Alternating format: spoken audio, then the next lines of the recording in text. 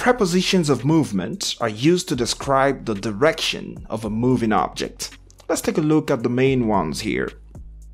Here we're going to describe the movement of the ball. This is the road, and the ball is passing or going across the road, donc à travers. Now, this one, through, also means à travers, mais la différence, c'est que lorsque vous utilisez across, there is no contact, et donc il y a une position de supériorité de l'objet que vous décrivez par rapport à l'autre. Alright? Et dans le deuxième cas, il n'y a pas cette position de supériorité là. Il peut y avoir un contact entre les deux choses. Donc ici, par exemple, vous direz l'avion. The plane is flying across the ocean. Donc, l'avion survole, ok, vole à travers l'océan. Mais vous direz, par exemple, the boat, le bateau, is navigating through the ocean. Donc, il faut faire attention. Or is sailing through the ocean. All right. Moving forward. Here, the ball is going along the road. Donc, along, c'est tout le long de. All right. Quand vous dites all along the way, tout le long du chemin. That's what it means. And here, the ball is going or turning around the box. Donc, around, c'est autour de. And here, the ball is going away from the box. Donc, quand vous utilisez away, c'est pour marquer la distance. Away, c'est loin de. OK? Si vous ne voulez pas marquer la distance, vous allez tout simplement utiliser from.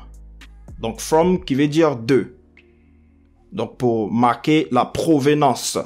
Quand vous dites, par exemple, vous êtes à Lomé et vous venez de la côte d'Abidjan.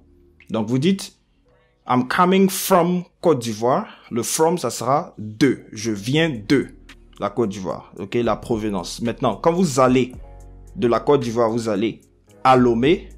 Donc, d'Abidjan, vous allez à Lomé. Vous allez dire, par exemple, I'm going to. Donc, ici, the ball is going to the box. Je vais à. Je vais au. Donc, c'est le à préposition ici, le to.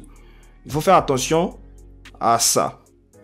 Les ESLs confondent très souvent le in, qui est a preposition of place, ok, et le to, qui est a preposition of movement, que vous devez utiliser dans ce contexte précis lorsque vous allez à un endroit.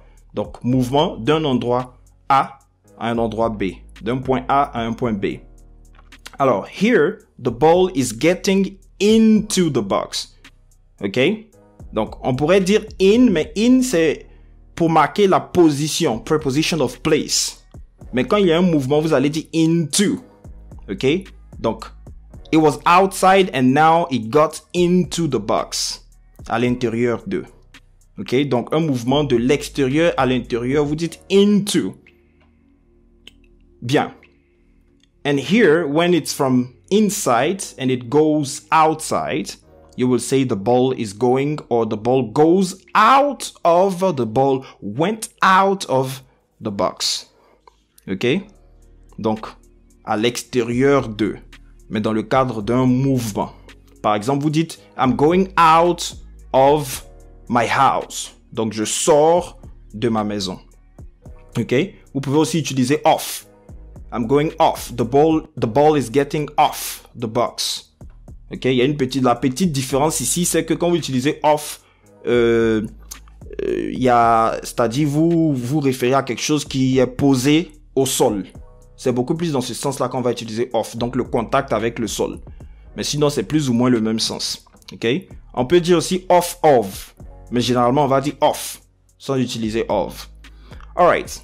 Alors, donc, si la balle était ici, au sol, OK, donc, et qu'elle se retrouve ici, on va dire the ball went onto, OK, the box.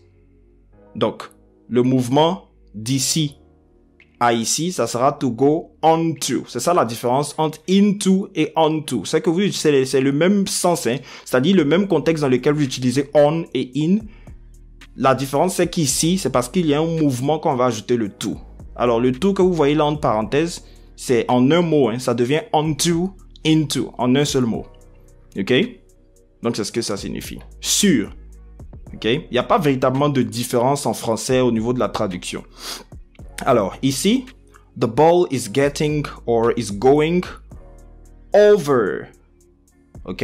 The box. Over the box. Donc, la balle survole, passe par-dessus, à travers. Tous ces éléments-là sont des traductions. Donc, le cube. Ok? Donc, over, vous utilisez over lorsqu'il n'y a pas de contact aussi. Donc, avec over, il n'y a pas de contact, il y a un mouvement. Ok? Donc, that's it. And here, the ball is going towards or getting towards. Donc, se rapproche de va vers. Towards, c'est vers. Ok? Goes towards the box. And here, the ball is going under. Donc, c'est le même sens que sous, hein. Donc, mais c'est lorsqu'il y a un mouvement. Par exemple, les tuyaux de canalisation qui passent donc sous, you will say the pipes, I don't know, the water pipes, okay, are passing under your house. Okay, donc under, c'est le même sens. Donc, lorsqu'il y a un mouvement, vous utilisez under ici. Et down, to go down, c'est descendre. Ok, par exemple, descendre des escaliers. Et le contraire, ça sera to go up. Donc, monter. Ok? Alright. Here you are. Now you know it.